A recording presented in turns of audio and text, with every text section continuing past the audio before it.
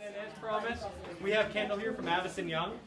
He was here last year talking about location analysis, and I think last year was the one lecture that I learned the most from, because there's a lot to it that you don't necessarily think about when you're going to plan your business. You don't realize how important it is, how even 1 or 2 blocks can make a difference.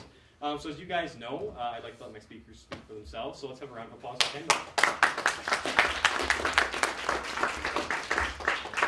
Thanks, everyone. Yeah, as Jason said, my name is Kendall Hechikowski, and I work with Avison Young here in Lethbridge. We're a commercial real estate firm that specializes in helping businesses figure out how real estate will work into their business plan as a strategic benefit instead of just a cost.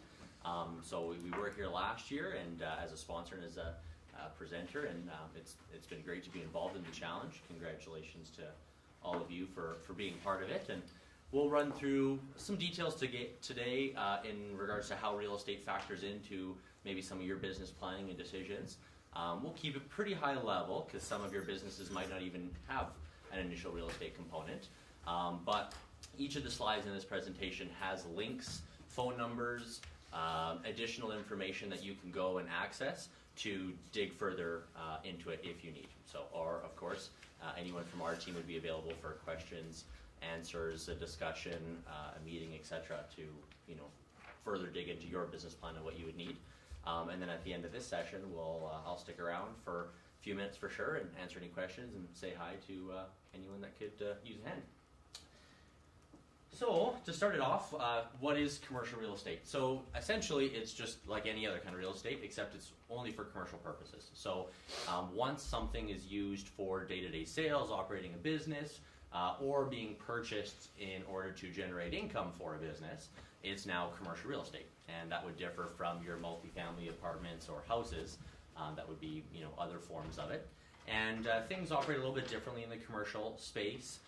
The way people charge rent is different, taxes are different, regulations are different, and so that's why we have commercial real estate brokers, which I am as well, and we have a bit of a different license. So it's a similar license, but we take it and we specialize in just commercial property.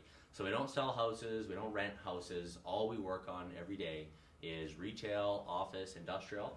And from there, some of us will even specialize further, going down to only development or only office or only retail. So when we work with parties, with businesses, when we dive in and kind of take a look at what you'll need, we are quite focused on that area, that sector, and sometimes even that neighborhood in the city. So that way you know that you're getting good service and good advice that's quite focused. And to give you an idea of how many people it takes to do that in a city like Lethbridge, those are the 6 brokers that we have here in town. We've got about 30 people altogether in the office, and we do brokerage, which is leasing and sales. We do property management, and we do some project management. So depending on how big someone's project is or how small it is will depend on how many people might be involved. But of the 6 people up on top there, below is listed the specialties. So if you decide after this that you need to contact someone with questions, or you need some examples, or you need some options, you'll see below each one has what they specialize in. So Ashley specializes in office, I specialize in industrial, land, and development projects. And any one of us can answer general questions about any of the sectors, but if you need someone who's the pro in that sector, then this would be a chart to reference. So what do we do? Kind of already talked about this a little bit, but we have sales as part of our job in terms of just meeting with people, seeing what their needs are, talking with landlords, getting the inside scoop on when spaces are becoming available, not available, what's the city changing, what is the government changing, regulations, incentives, grants.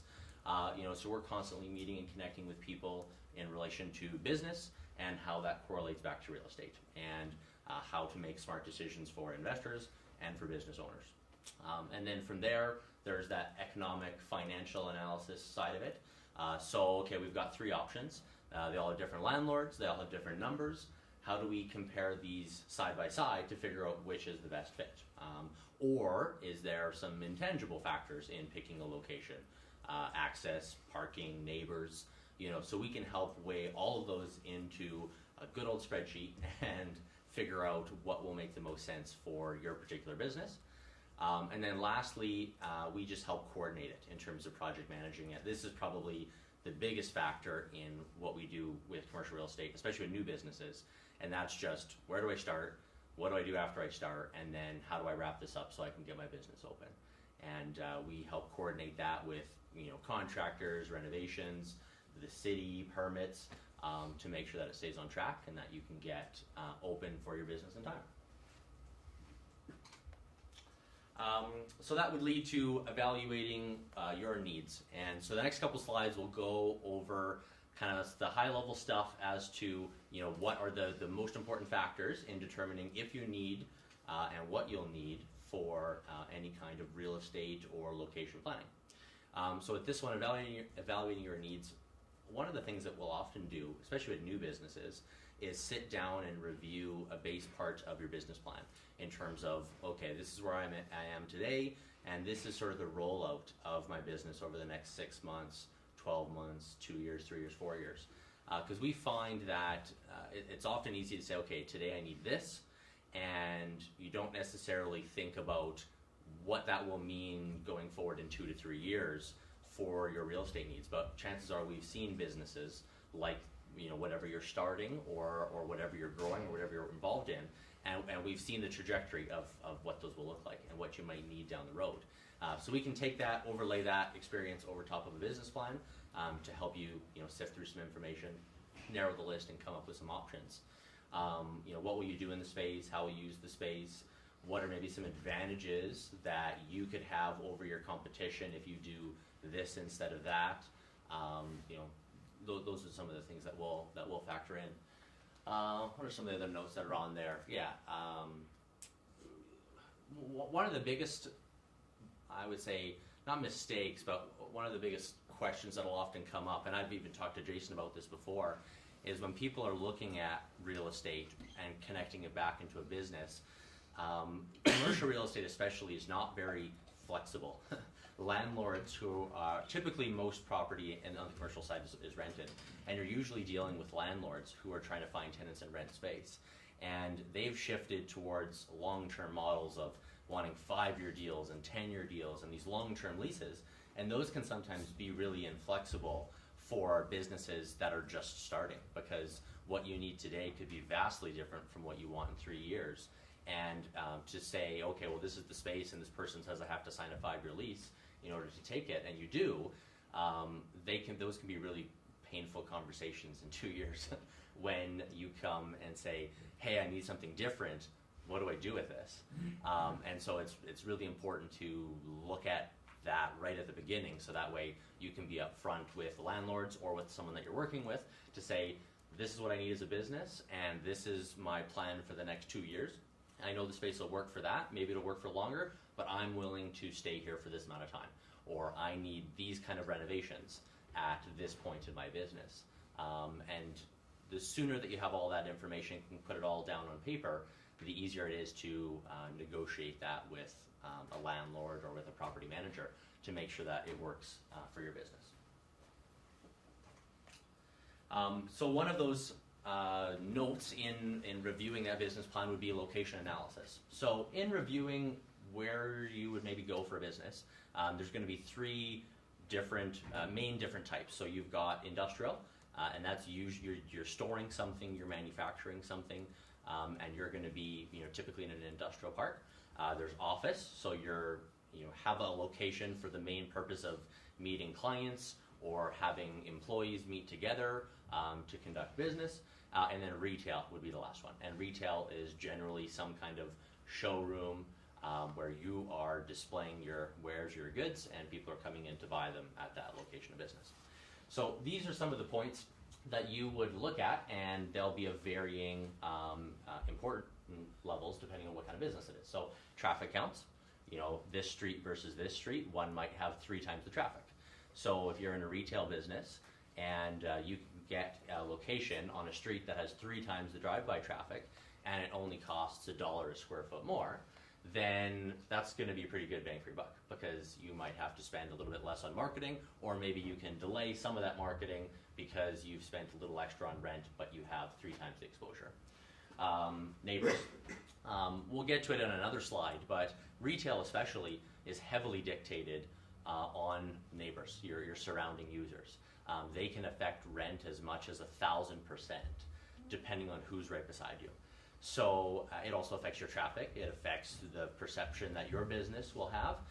If you're selling high-end retail goods and you end up beside a manufacturing company and a garage, nothing wrong with any of those businesses, but it might not portray exactly what you're trying to pass on to your customers, and you're not going to get any benefit from the businesses that are right beside you, and they're probably not going to get any benefit from you. So when you locate in areas that have like-minded businesses, then all of you will end up being more successful. So same thing with offices, and we see this trend with people trying to co-locate, where they'll put a bunch of businesses into one building or into one office space instead of having all separate offices. Is the collaboration, the mixing, the mingling that you get from just running into the same people every day, and them being in different businesses and having different viewpoints versus just going back to your one individual office and not leaving until lunch and then going back and then not leaving until you drive home in the miserable cold weather.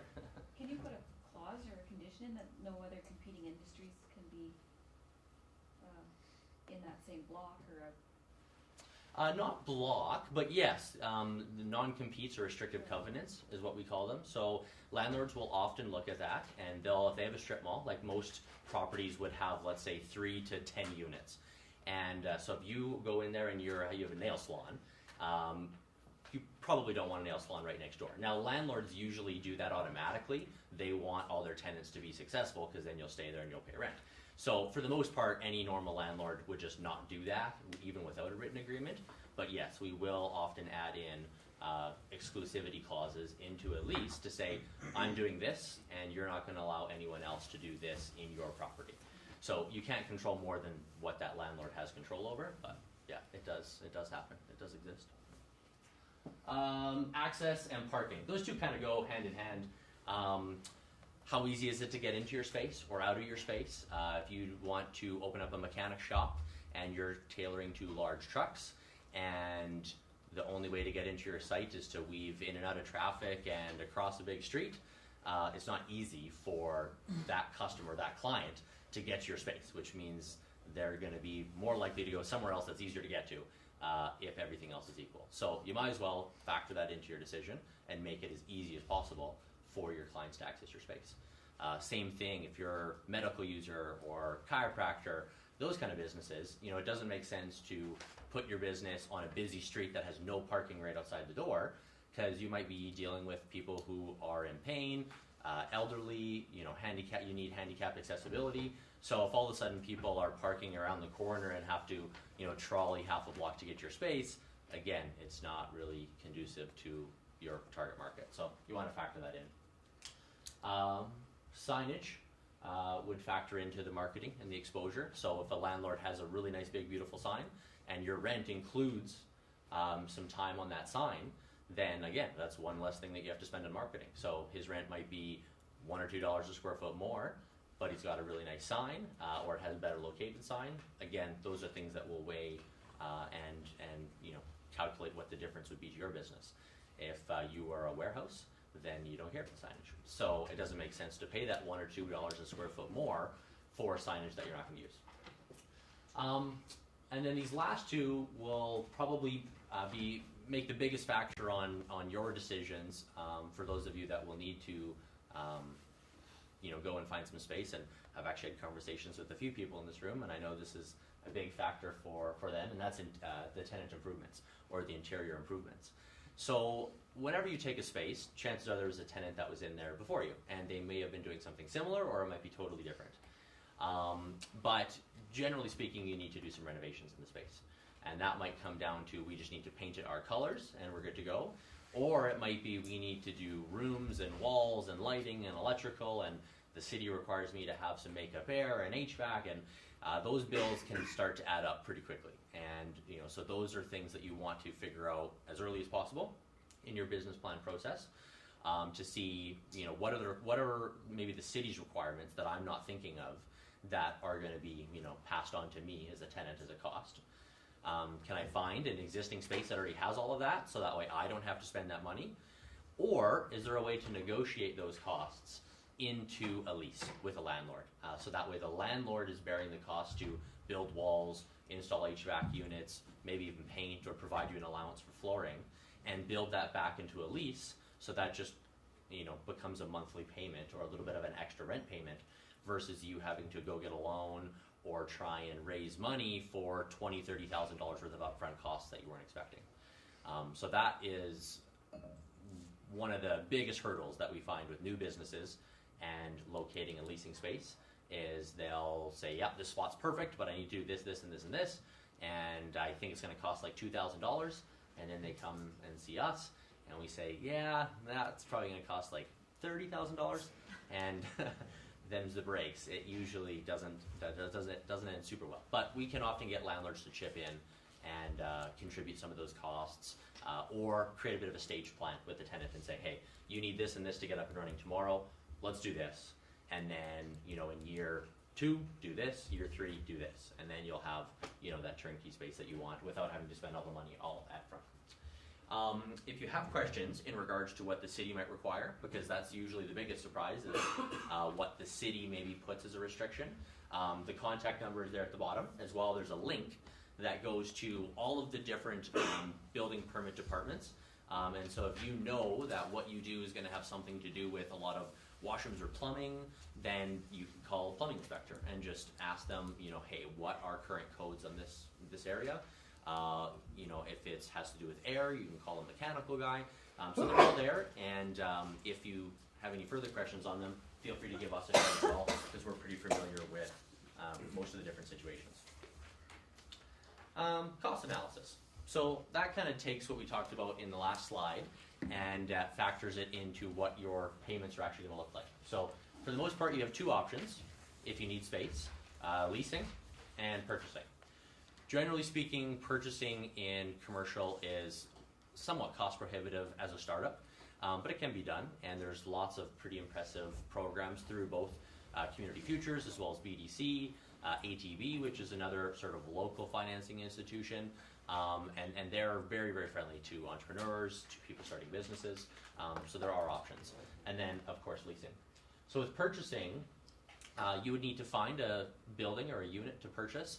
Generally speaking, you'll need 20 to 25% down. So versus residential or housing, where you can put 5% down, commercial, the standard is quite a bit higher, because there's more risk involved than someone finding or buying a house. In recent years, there are programs through banks like Community Futures, through BDC, that will bring that down to like 5%, similar to in residential, but they carry higher interest rates. And generally, they like to see businesses that have already been running for, let's say, 2 to 3 years. They have a bit of a track record to do that, but you can do it. With leasing, what you're essentially doing is trading your business plan and your covenant as a person and a tenant to a landlord who is making the investment in that building, and then you're paying a rent, similar to what you would do if you were renting a house. Now, the difference in commercial lease payments is that it's not just one number. You don't just have a number that's advertised and you just pay that number for the most part. Those numbers are made up of a whole bunch of other numbers. And that's where a lot of confusion can come in when you're looking online, find some options, figuring out what those numbers mean and what it'll end up costing you at the end of the month. So at the bottom here, I have a bit of a chart that just breaks it down in terms of those are all the different costs and some of the different nicknames for those costs that you'll see advertised. And you just want to make sure that in any option you look at, regardless of where it is, that you make sure you have all of those numbers figured out and you have your total cost before you agree to go ahead with something. Because I've definitely had conversations where you see a number advertised, you say, yeah, I love the space, I want it, you sign it, and then all of a sudden it's, oh, utilities are separately metered, and you have to pay property taxes. And it's like, oh, well, that's a couple $100 more a month I wasn't expecting, and at that time you've already signed a lease, so you're already stuck. So with leases, your capital investment would be based on a deposit. So really, for the most part, you can get into a lease without putting a bunch of money in, except for a deposit. Deposit would be your first month's rent and your last month's rent. So if the space that you need to operate your business costs $1,500 a month, then you're probably going to have to come up with about $3,000 as a deposit, and that will already cover your first month's rent. And then from there, you just keep paying monthly. You can get different lengths of leases, and this is what we had talked about a little bit earlier. Generally, landlords are trying to push you to sign as long of a lease as possible, and my recommendation, even though it technically makes me a little less money, is that you guys should sign shorter leases, so that way you have more flexibility as you grow your business, and can move around, adapt, and change to, you know, the first couple of years of growing inside your business. Landlords are responsible for the building envelope and all the maintenance attached to it.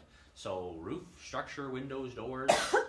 If something happens, hot water tank blows up, heater stops, furnace, you know, starts leaking, landlords are responsible for that stuff.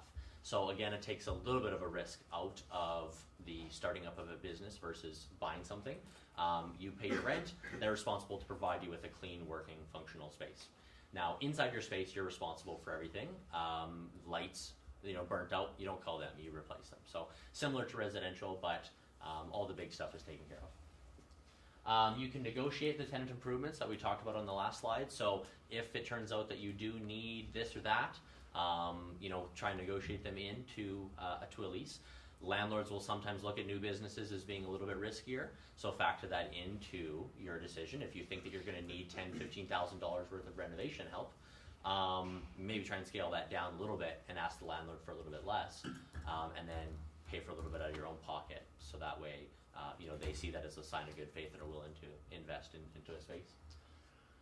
And lease payments are tax deductible. So if you buy a building, you are owning the space, you pay your mortgage, you do have interest on your mortgage, which is tax deductible, but for the most part, you're building up some value in an asset. But with a lease payment, it's essentially a full tax write-off as a business expense inside your business. So at the beginning of a business, that is, you know, an advantage. You know, reduce what you owe in taxes and help with the balance sheet. So different businesses have a couple of different rules. So my little quotient on that is talk to your accountant for details, because it might vary depending on your industry, but for the most part, it's a full tax write-off. So at the bottom there, I'll go over them really quickly. These are the different elements that go into your rent. So instead of in residential where you have a rent payment, you pay X per month. In commercial, you have basic rent, sometimes called net rent or triple net rent, and that is the number that the landlord is counting on to go into their pocket to pay for, you know, their equity into the building. And usually you see it as a per square foot number. So you'll see $8 a square foot, $10 a square foot, $20 a square foot. And that number is an annual number broken up over the square footage and charged monthly. They do the same thing with the next line, which is additional rent. So additional rent is sometimes called operating costs, CAM, triple net costs. Those are the expenses like taxes, insurance, building maintenance, and landlords will bill for that often separately, because that number will sometimes change. So even if you sign a 3-year lease at X price, your operating costs sometimes can change from year to year, depending on if the city increases or decreases taxes, if insurance rates go up or down, or if maintenance costs go up or down. And that's how they've sort of, everyone's transitioned to in commercial, where they have these sort of variable numbers, and that can be a stem of some confusion where, you know, people don't understand where all the numbers come from. So at any point in time, if you see a listing or you see a property that you're interested in, feel free to message one of us and say, hey, end of the day, what's my monthly payment? And we can add it up in a couple of seconds and say, hey, it's going to be $2,000 a month, to give you a general idea. And then from there, you'd have any renovations. Utilities are almost always separately metered. In some office complexes, utilities are actually just included as part of the rent because they just have one meter on an entire big building instead of on each unit, but they will still be extra. And then you do pay GST on rent. So unlike residential rent, commercial rent, you pay GST on. So whatever that rent ends up being, you pay GST, and then you'll deduct that GST back from inside your business, depending on what you have for expenses. And that would give you your total monthly expense. So make sure you add up all costs in regards to a lease before you make a decision. And everyone advertises them a little bit differently, so sometimes that can be a little bit more of a chore. But if you line them all up and list them all out and reference this chart to make sure you're not missing any of the nicknames, then it'll be easy to make sure you have all the costs accounted for. Touch on this quick. We've already talked about it a little bit. Different property types. Zoning is another thing that I run into from time to time with tenants, where maybe they are doing something that could really go anywhere in the city. And just because you think it could go anywhere in the city doesn't mean the city will agree with you. So they have different classifications on land, and they call it zoning. And these are the main different types of it: industrial, commercial, residential, and public. So these are the different categories that the city has set up, and they essentially have broken it down into uses and said that every single business out there that you can think of will fit into one of these categories.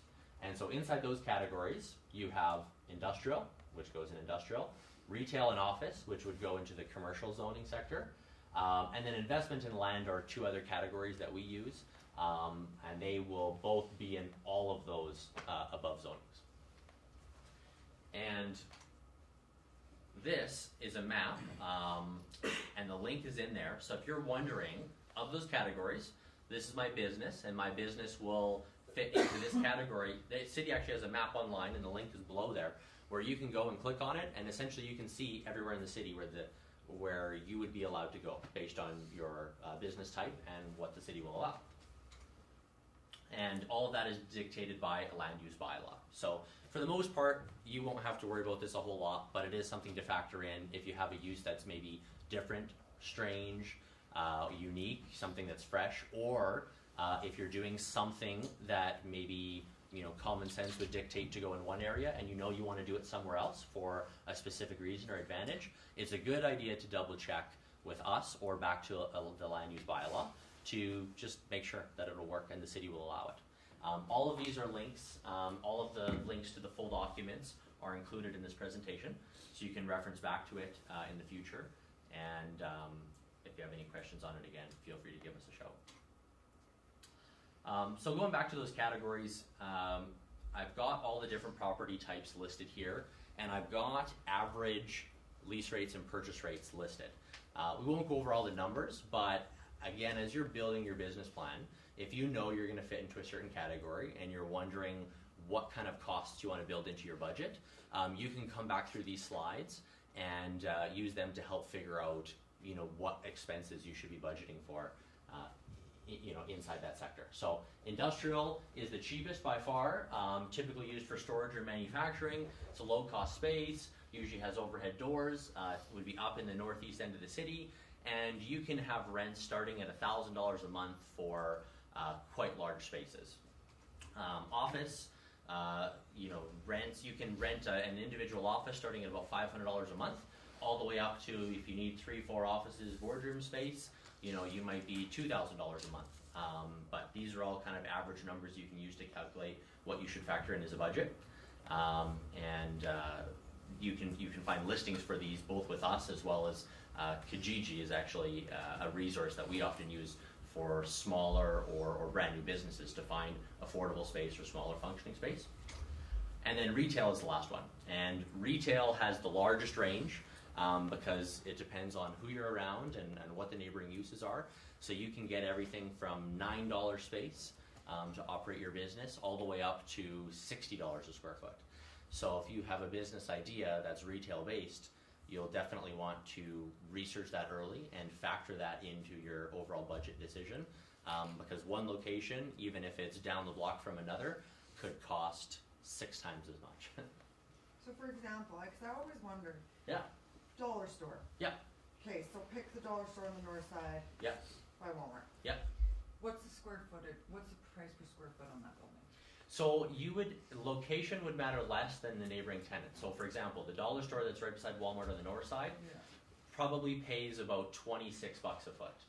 The Walmart on the south side, or the dollar store by the Walmart on the south side, also pays about $26 a foot. Okay. The one on Merrimagrath Drive, right in the middle of Merrimagrath Drive, pays about $20 a foot because it's not beside Walmart. Yeah, So it's more dictated by what it's around than necessarily the location. because I'm just like, some of these businesses, I'm like, Some you of have them- to sell so much stuff Yeah. before, like, people just don't stop to think. Yeah. Like, you have to really realize how much you're gonna sell to Yeah. just pay your lease. Yeah. Like, it just blows my mind, some of Yeah. these I'm like, Dollar stores are a weird example because they're actually one of the most profitable Yeah, right, businesses. And yeah. like Dollarama is one of the best performing stocks in the world. They grow faster than Walmart every year.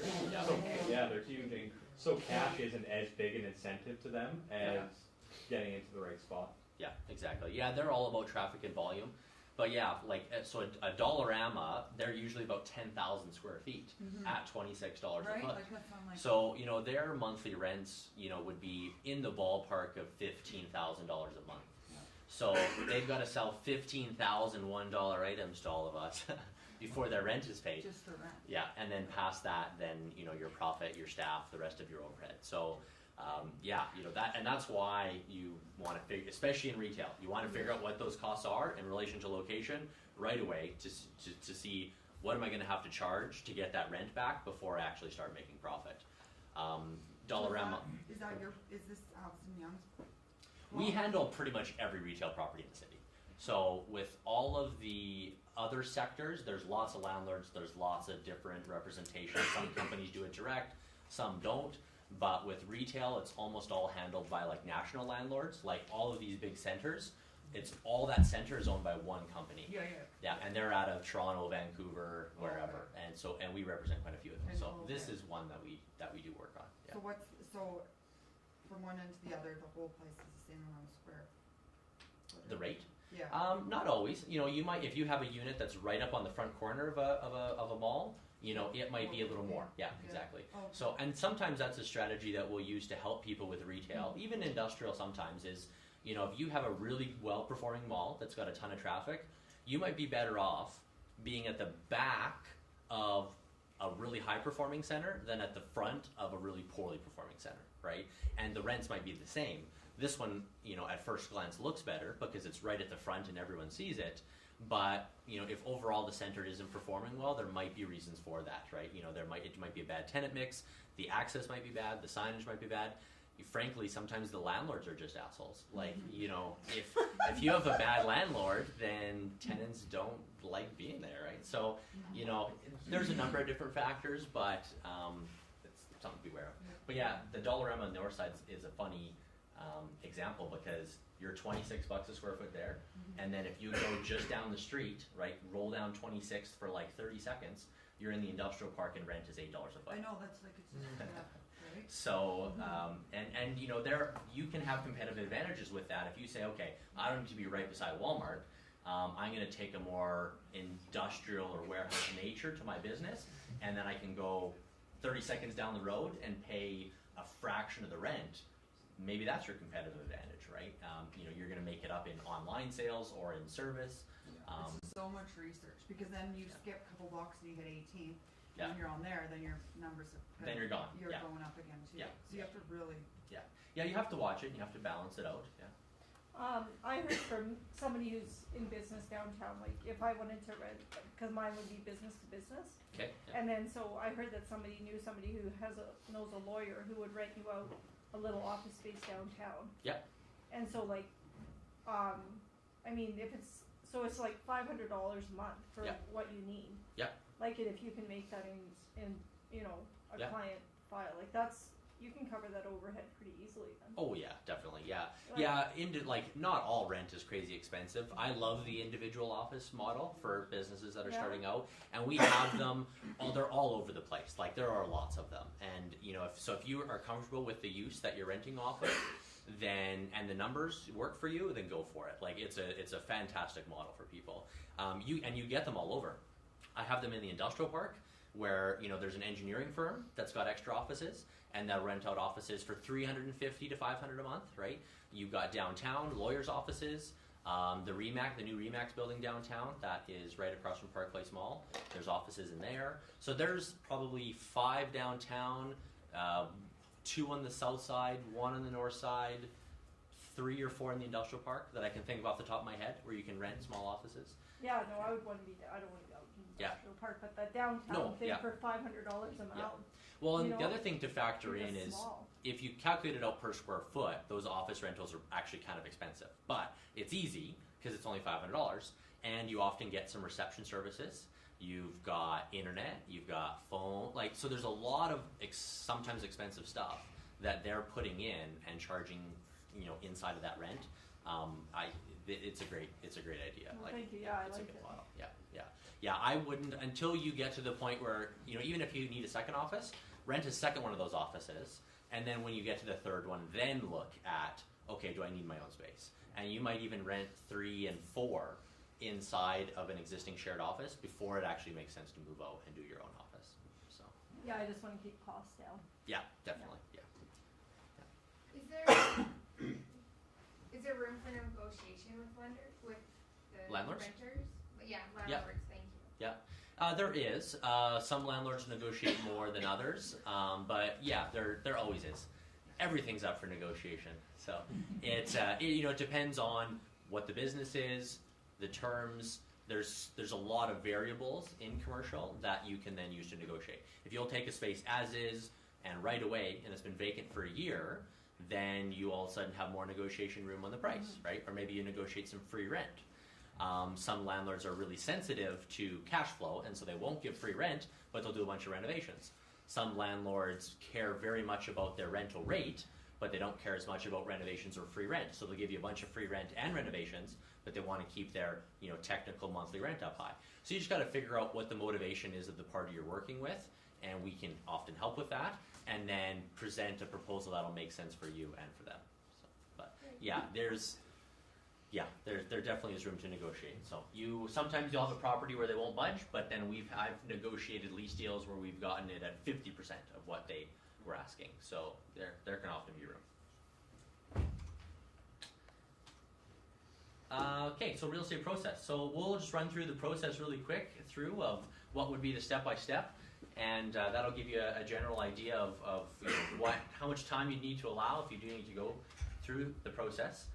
Number one would just be finding the client's priorities. So this is where we sit down, go through how much space do I need, where do I need it, what are the most important factors, and what can I afford? What's the budget? Whenever I talk to someone about budget, the first thing they usually say is cheap as possible.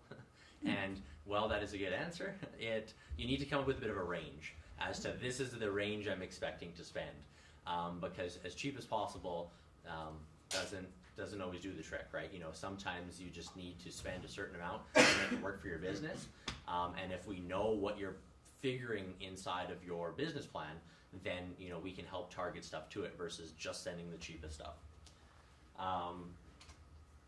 Create a market survey. So this goes back to all the other notes that we've discussed before. We'll create these nice fancy little spreadsheets that will weigh all of your main criteria, what's most important to you, what size you're looking for. We'll go across all other brokerages, online, PG, etc., even some of our off-market stuff or listings that we know are going to be coming available that aren't yet on the market, and create a market survey for you. So this will figure out what you need, what's out there that can do that, and then we'll weigh it. So if price is more important to you than visibility, then we'll put a bigger importance on the price side of it than on the visibility. If visibility is more important to you than size, then we'll weight it towards visibility versus the size. So these are helpful tools. We send it to you, give you a chance to read it over, review it, add some notes, add some feedback, and then from there, you go look at them. So tour around. Usually we'll have people take that initial list and just go and start drive by the properties, go visit the offices, that kind of thing, get a feel for it. Who are the neighbors? Who are the tenants? What's the traffic like? What's the signage like? Do they shovel their walks? That kind of stuff. And then from there, go take a look at the spaces on the inside, and then start to narrow it down. Ask questions. Ask what kind of businesses the landlord likes. Those kind of things to get a feel for what will be a good fit, what will the city allow, and then just start to eliminate the options that don't.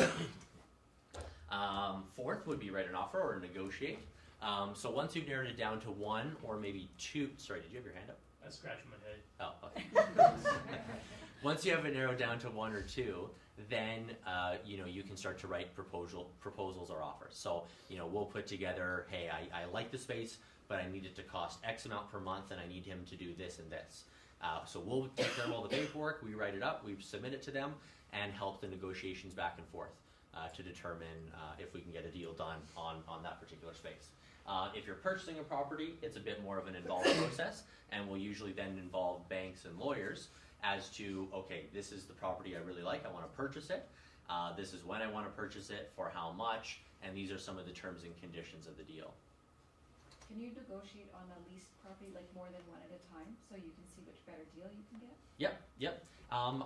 It can be a little complicated, but I like doing it because when one landlord knows that they're in competition with another, especially if they like your use, then they're going to be more competitive. What you need to do some stuff to protect yourself in there in terms of add conditions that would give you the right to back off one of them, because if both of them sign, then all of a sudden you could be in trouble. So, but there are easy ways to do that. And yeah, we frequently do that. Sometimes we'll even, if you have more than two that you really like, sometimes you'll even do an RFP process, we call it, which is a request for a proposal. So you would put together a little list of all the things that are most important to you and send it out to 3 or 4 landlords and have them come back to you with a proposal, because maybe they'll offer something that you hadn't even thought of. Typically we do that with really large real estate transactions, but sometimes it works with small ones as well. But yes, you definitely can. What's the ratio here in Lethbridge between leasing and actually buying?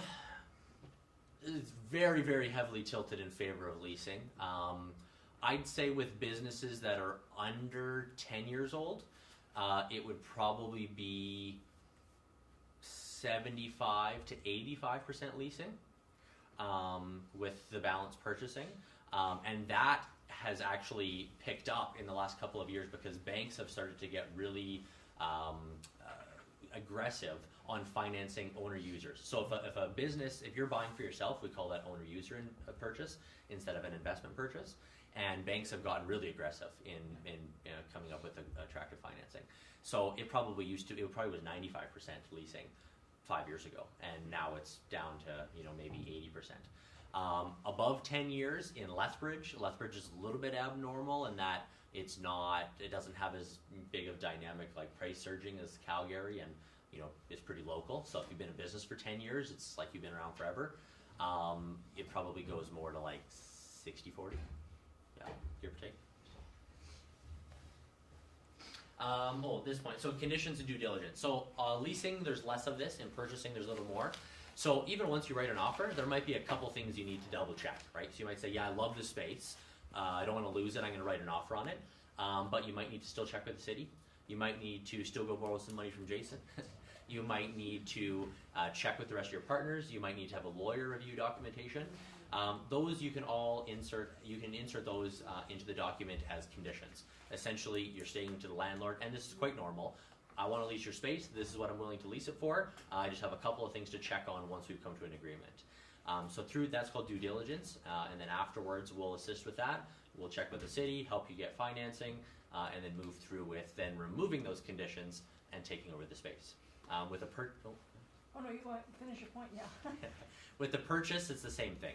It's just more involved. So there's more banking, more lawyers, more review, property inspections, all that kind of thing. But same idea. We'll help you work through all those points, make sure that you're satisfied with everything, and then you can move forward and close on the property, similar to a house. So are we allowed to ask how much you charge for these services? No.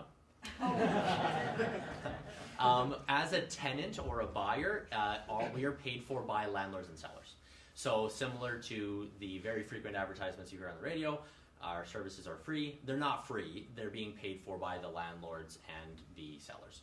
So what will happen is if I'm a listing agent, I'll list a property and the landlord agrees to pay me, and he has set aside an amount of money that he's agreeing to pay the future agent who represents the tenant or the buyer that comes along. So they will pay us to represent you and bring the deal together. So it's free, essentially. Just your lease. You gotta pay that. Oh, Yeah, Yeah. exactly. Yeah. You just- have free stuff, I'll come and see it tomorrow, but Yeah. No, you do have to pay rent. That is a condition of it. So, but we do. I've worked with a number of groups and organizations where they need some consulting work or just review, and sometimes that ends up in a transaction or a deal, and sometimes it doesn't. But that's what we do to be part of the community. So, if you have a question or if you need a second opinion or a view on something, and you don't think it will result in a transaction, that doesn't mean not to call us.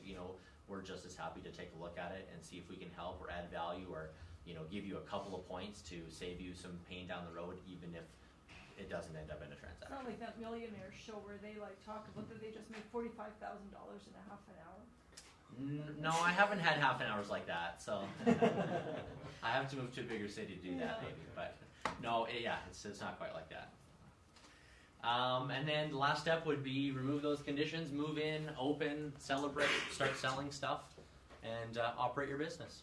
And that is pretty much it. If there's any other questions or comments, I'd be happy to answer them. This whole presentation will be up on the Entrepreneur Challenge website.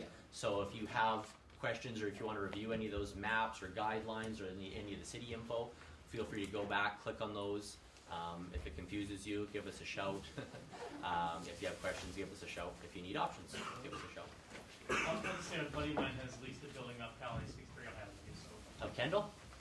Sorry, Kendall, yeah. Okay, yeah, sounds good. Thank you very much. Yeah. I try.